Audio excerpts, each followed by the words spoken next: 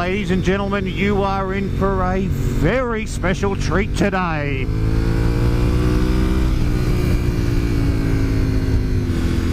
G'day race fans, how are we? It's Adrian here. Welcome back to Just a Ride, where on offer today is the 2000 modelled Honda VTR SP1.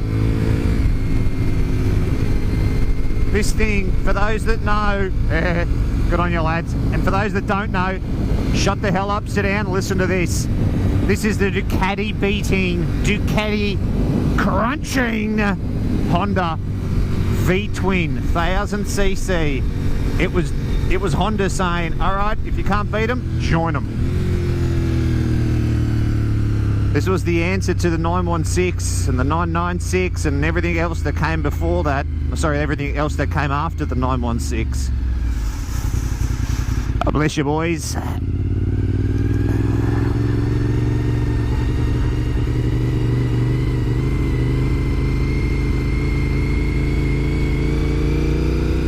That was a set of sideburns on that gentleman. That was quite impressive.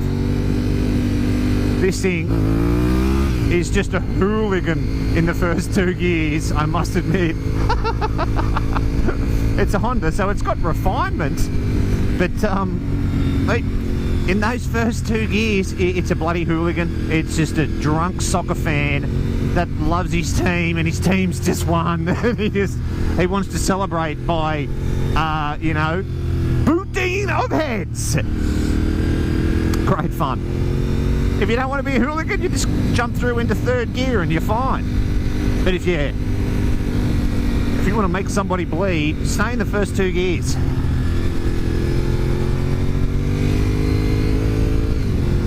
Yeah, so in the heady days of the World Superbike Championship, like the just before the turn of the century, when I feel, you know, it's not the same product today, I feel. It's still enjoyable, but SBK is not SBK of, you know, the Colin Edwards, Carl Fogarty, Aaron Slight era, even down to Scott Russell and Anthony Gobert and all them. That was fantastic, fantastic racing. And for those that don't know, in that category, in those years, running wide, it was permissible to have a V-twin, or sorry, a twin of any configuration. 2 cylinders, 1000 cc's. If you had 4 cylinders, it was 750. And all the Japanese makes, they were all making these inline or V4s at 750cc. And then Ducati came along, went, hang on, this is right in our wheelhouse, this V-twin game. So they dominated for a decade or more, Ducati did, in the World Supers. And then Honda just was sick to death of getting trounced. Oh, wet roads. For those of you in the world that do ride on wet roads, I commend you, because I can't do it. I live on the Gold Coast. Oh, bloody hell. Don't come out of nowhere. Yeah, so in that heady days of the World Superbikes, where Honda was sick of getting beaten by this little Italian upstart that was a fraction of the size of them, they bit the bullet and they went, if we cannot beat you, we will join you. And over the last couple of years of the 90s, they had developed this thing on the quiet, on the QT, and in the year 2000, it was released to the world as the SP1 VTR. I know the States call it something else, RC51 or something. I'm not too sure why, but hey, it's a bloody well, it's a VTR SP1. And they developed this thing, and they won in the debut year, the debut year that this thing raced in the World Superbikes. It took the crown. It was just refinement plus, you know.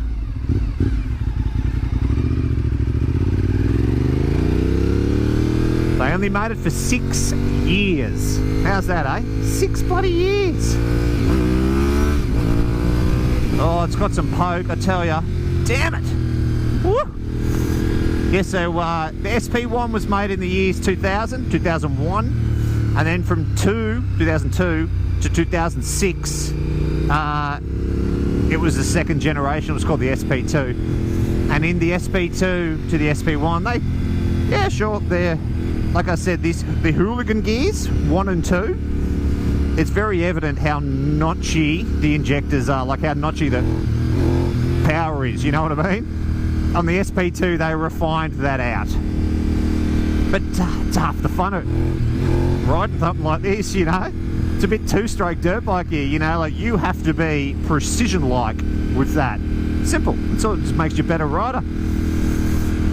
I think they stiffened up the chassis too on the SP2, but at this point, you know, riding on the roads, let's be honest, you're never really pushing the limits of the chassis of a sports bike on the roads. That's what the track is for. And I could, my nipples are hard at the thought of this thing doing track days. Really rideable, you know, like it's this. So it's the V twin or L twin. 90 degree, the bottom piston's, you know, a little bit just above parallel, you know, so all this lineal weight, kind of thin. You're not going to get in the left lane, eh, mate? How about to show a bit of SPK power? There you go, you bell end. Look in your fucking mirrors, fool.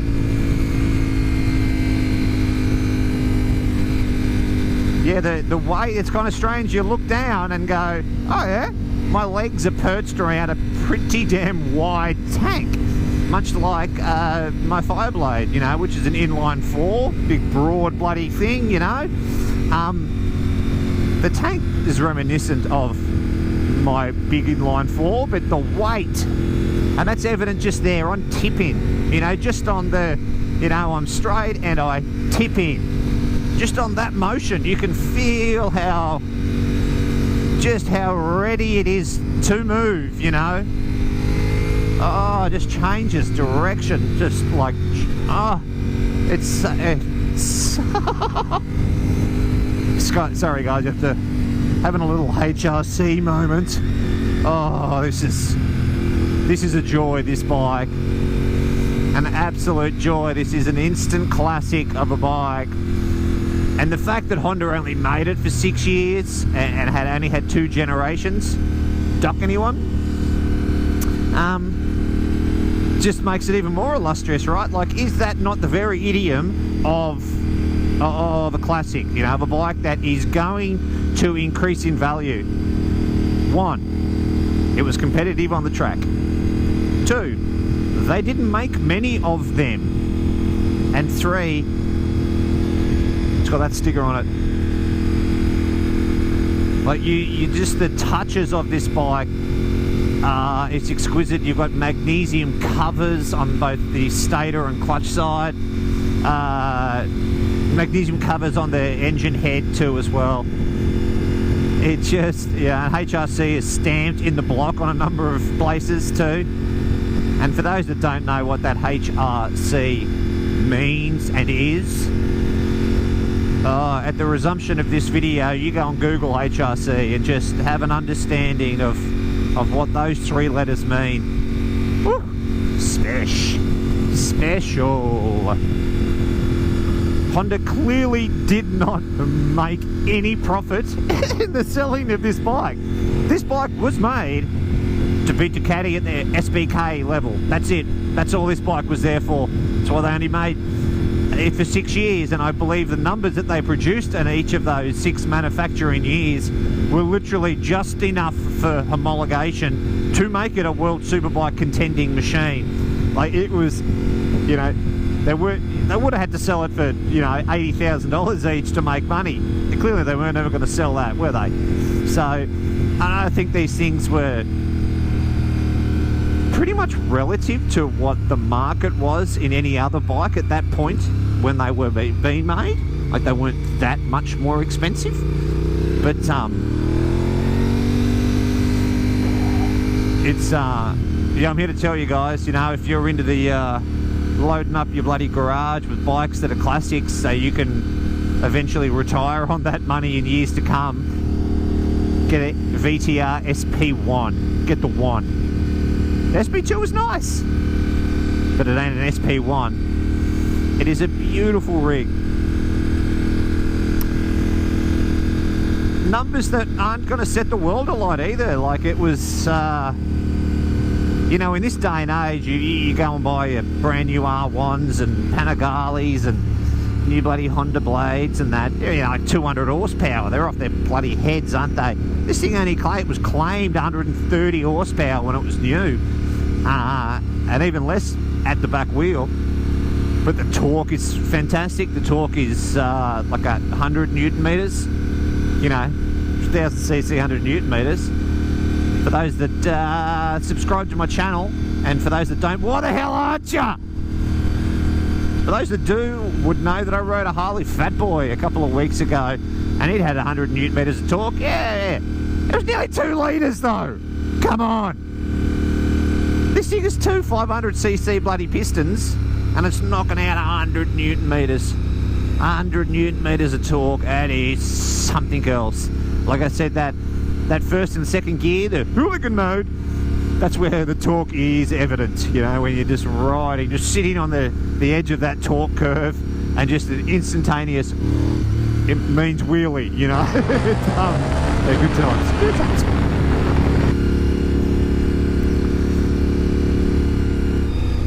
So she's a twin overhead cammed, 4 valve per cylinder, obviously the 2 inlet, the 2 exhaust,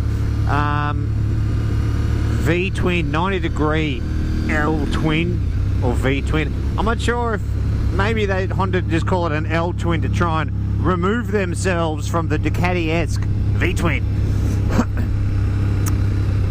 But I can testify. I can testify that I have never ridden a motorcycle that is more, you know, the audible experience, you know, the noise that I'm making out of my right wrist is as much fun as riding the bike. Oh wow. And this is where you're going to hear my opinion, because it's my channel, right? I've ridden Harley Davidsons, and they're big twins, but it doesn't make me feel like I am literally, I've just tapped into the hellfires of Earth, and I can make noise. You know, with twin overhead cam,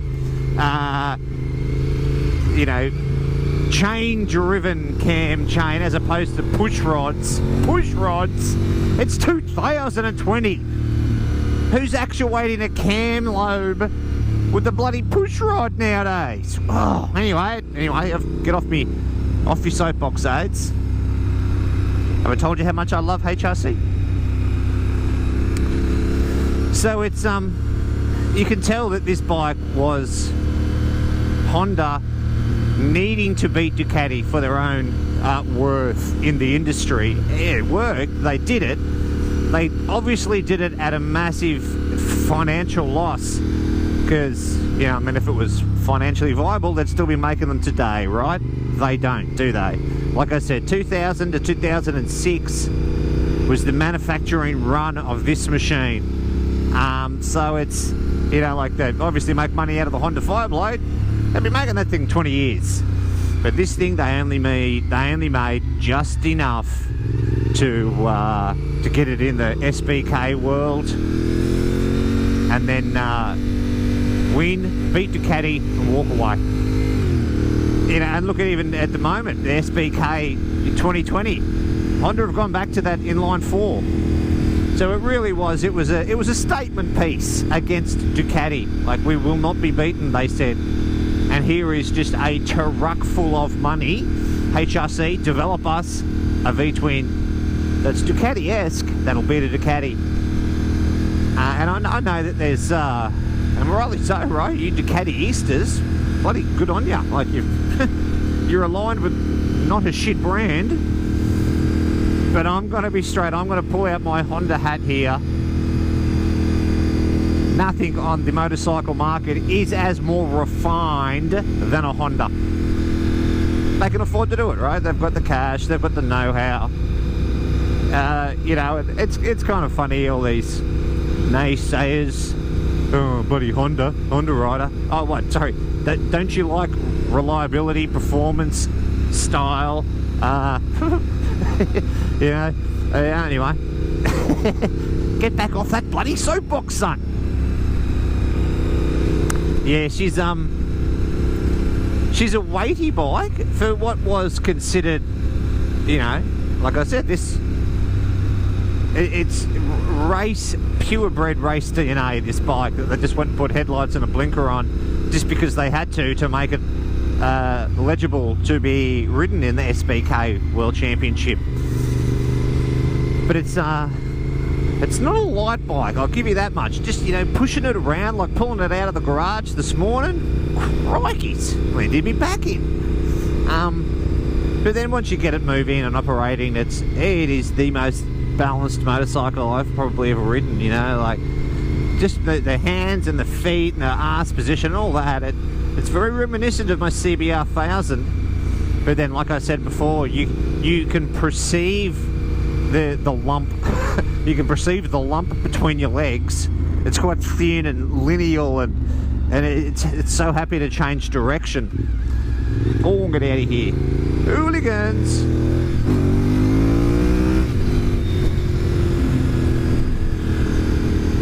Yeah, so it's a beautifully balanced machine, just like any sort of 1000cc sports bike. The cogs, the gears are just, it's so tallly geared.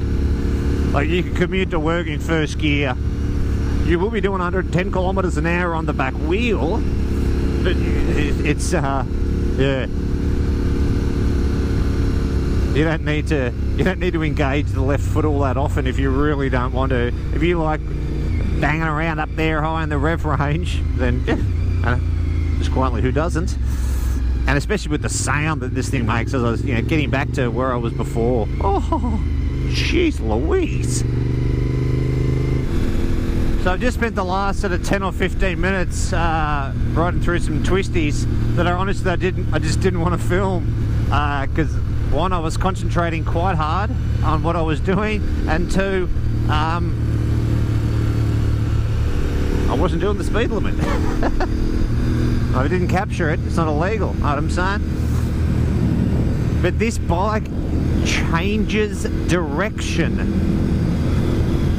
like the motard does. Like, it is astonishing how quick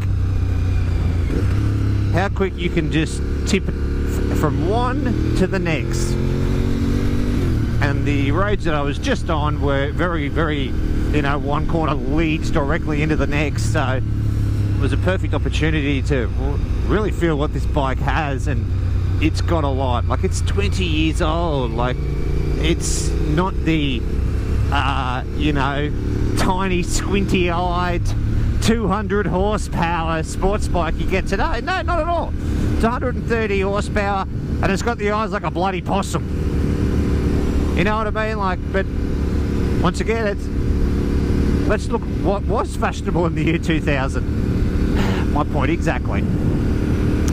So it's, like I said, for these people that want to know, you know, like, oh, what's 2 or 3 bikes that you need to have because you'll make money on, righto. The predecessor to this, the RC45 Honda, get one of them, you'll retire on that. Get a 94 model 916 Ducati, you'll retire off of that. And the SP1, not the 2, the 1.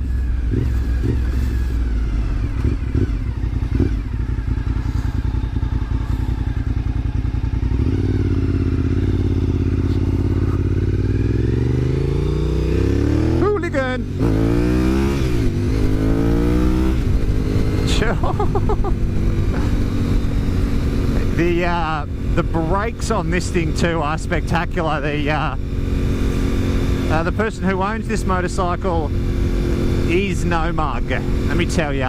He's not here for a fucking haircut. He has got braided lines all across this bike. Even the hydraulically operated clutch, he's got a braided line on that. The boy's tight. I know for a fact he just recently, a couple of years ago, he had the rear shock rebuilt and resealed. I can feel that. This This thing tracks so well through bumps. It's nice and stiff, you know, right in the apex. It is a beautiful, beautiful bike. Never sell this, brother. Never sell this, mate. Yeah, it's right now. I'm loving my job. I get to ride an SP1, talk shite about it, hey? And you guys get to enjoy it too. Oh, you're welcome. You're welcome.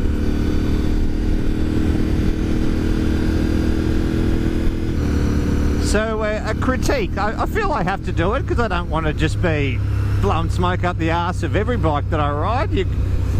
I know, like I said, I know really well the guy who owns this. So a brother of mine owns this bike, known the dude like 1,000 years. And I was with him when he bought it. The day he bought it, I was with him. In the time that he has had it, he's had to get the fork stanchions re-chromed because they just got pitted, and it was just going through seals like a bastard. You know, you could never get a new seal to fit over a pitted stanchion because it would just, you know, debris, crap, and all the rest of it.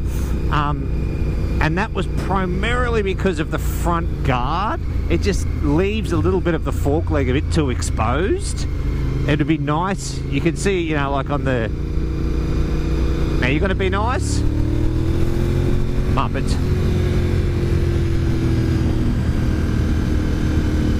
Yeah, boy. Yeah, he knows what he's looking at. Jeez, that's an SP1. Yes, it is, sir. Yes, it is.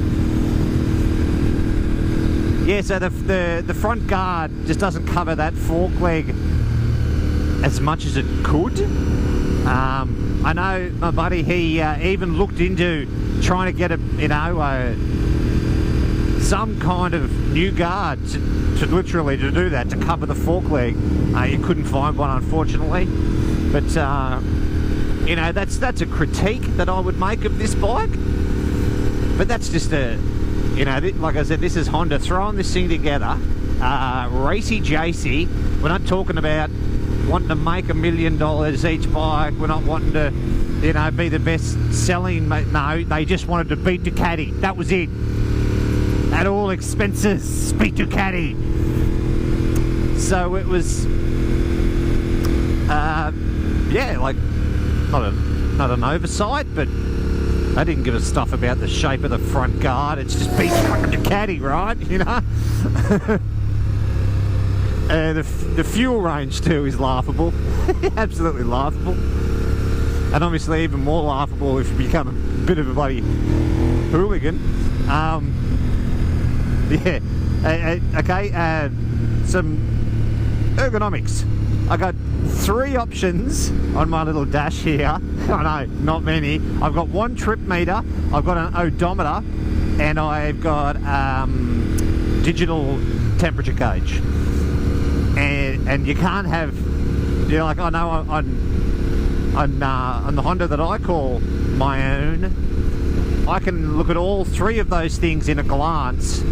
You know, it's all on the same screen. That's there, and there. This one is, yeah, either do you want your odometer? All right, you got that. Or you got temp, or you got a trip meter. You can't have them all. But I must admit, look at that little rev countery there. Just the year 2000. This would have, you know, that's custom jobby today, isn't it? A dash that looks like that. This is the year 2000. The year 2000. The year 2000. Hey? For those that know that pop culture reference, you're the man. Here, there's no cash. Cash? No. No cash. But yeah, so 62,000 Ks are on the clock of this bike. I know my buddy has done a good chunk of those. He's had this 7 or 8 year now, I think. The trip meter, I've done 120 Ks on this tank. I'd say my light will go on soon. And there's my temp gauge. The radiators too are side mounted. Just Honda, you beautiful, beautiful buggers. But she does warm up quickly when there's no air passing past it, but I'm not going to say that's a fault of the SP1 at all. I think every sports bike does that. What's up with the riders who don't nod back? I don't like that.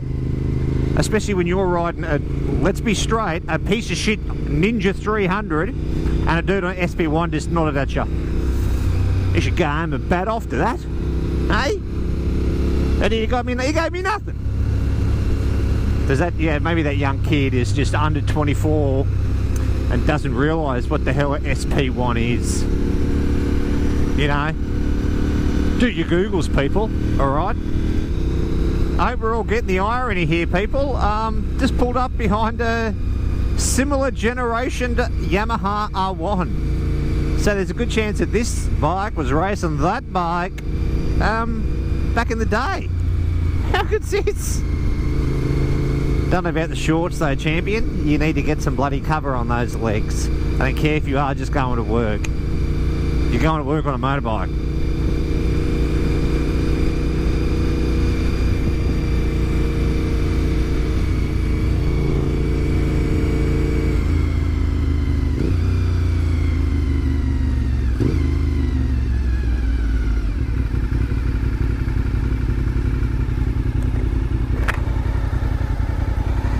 Lovely rig, bro. Lovely rig. What year model? Yeah, same. It's obvious that we're not 24 years old then, is it? Yeah. She's beautiful, man. How long have you had it? Oh.